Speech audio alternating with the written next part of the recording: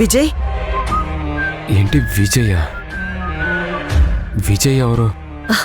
అరే విజయ్, నువ్వే. నీ పేరే కదా, మర్చిపోయావా?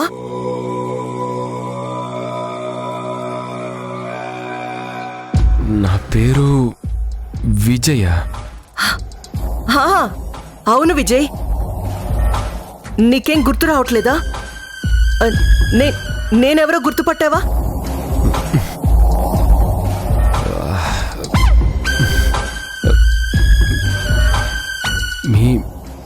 మీరు? నేను విజయ్, రుద్రాణిని. నన్ను మర్చిపోయావా? నేను రుద్రాణిని విజయ్. నేనే అంటే అసలు మీరెవరు? అయ్యో, అది కూడా గుర్తులేదా? నేను నీ భార్యని విజయ్.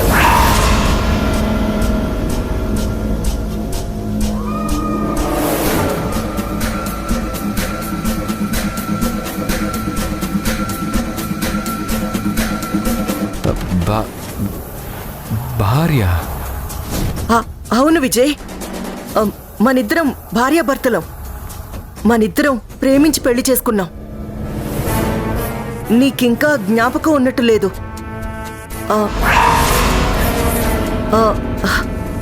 ఇదిగో నీ చేయి మీద చూడు, ఇక్కడ నా పేరుంటుంది.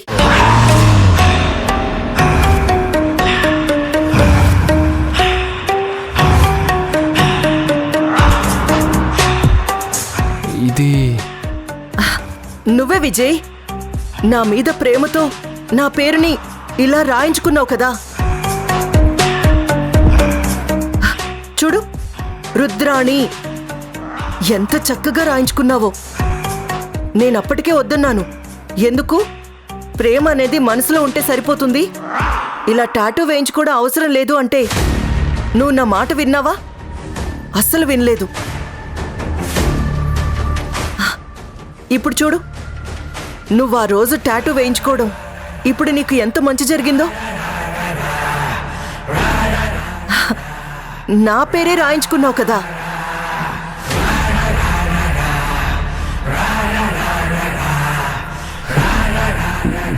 అసలు నాకేమైంది? ఇక్కడెందుకున్నాను?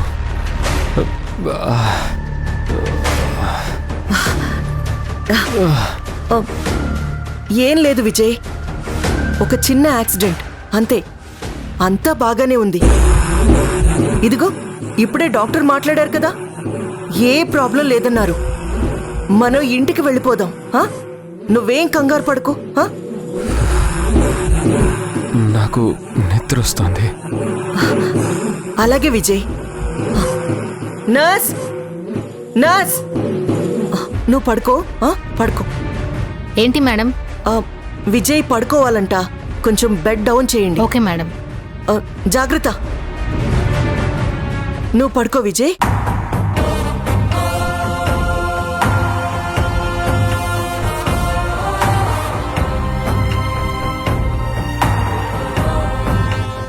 Thank you.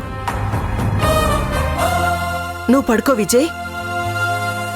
పడుకో విజయ్.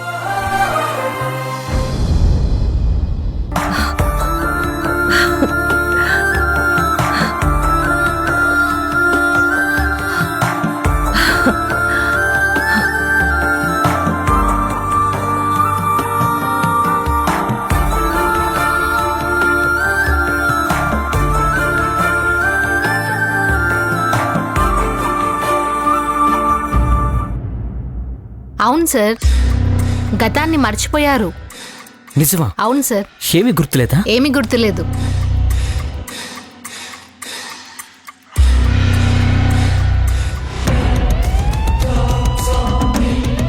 అలా మొగుడుపోయి కనీసం వారం కూడా కాలేదు.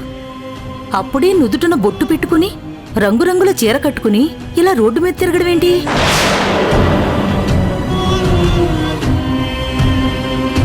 అసలు మొగుడు చనిపోయిన మనిషి అసలు బయటికి రావచ్చా?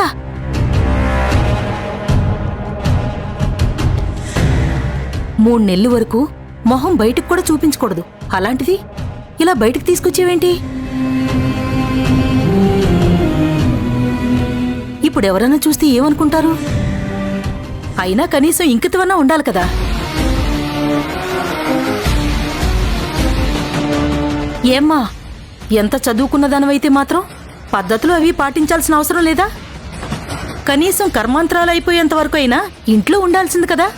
తగుదునమ్మా అంటూ బయటకొచ్చావు. ఎవరన్నా చూస్తే ఏమనుకుంటారు? అసలు భర్త పోయిన ఆడది ఇంట్లోంచి బయటికి తిరగొచ్చా?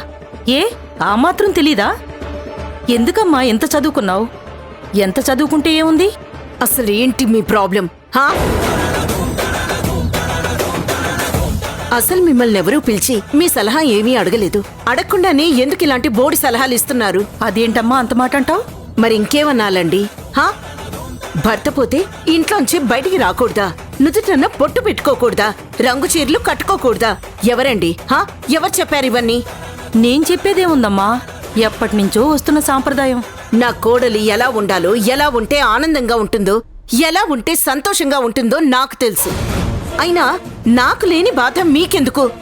అంతగా మీకు ప్రాబ్లం అనిపిస్తే మీరు తన కళ్ళెదురు పట్ట మానేయండి.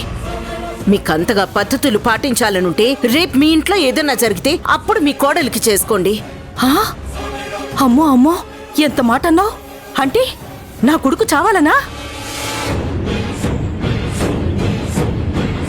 మీ కొడుకు గురించి నేను మాట్లాడలేదు.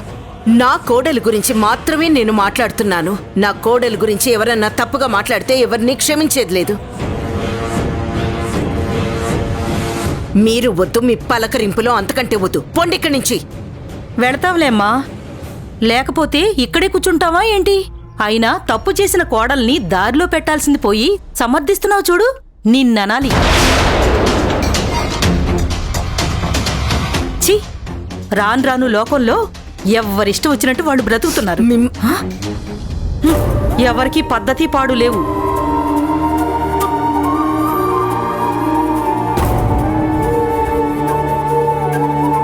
చంద్రిక, ఏంటిది? హా? ఎవరితో అది బుద్ధి లేందే అలా మాట్లాడుతుంటే నువ్విలా బాధపడుతున్నావేంటి? హా? పద పద వెళ్దాం, పద.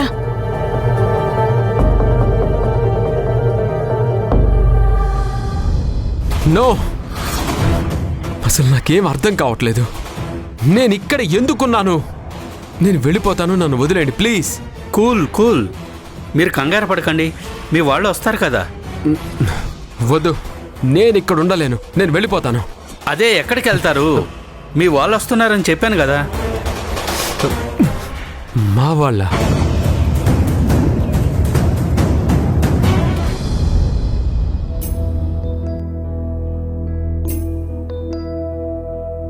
చంద్రుని తకినది ఐయామ్ స్ట్రాంగర్.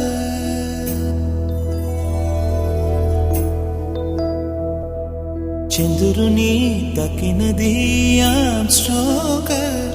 అరే ఐయామ్ స్ట్రాంగర్. చెక్కిలిని దొచ్చినది నేనేగా. అరే నేనేగా. కలల దేవతకి పెదవి తాంబూలం ఇమ్మంది శృంగారం. ఏమండి?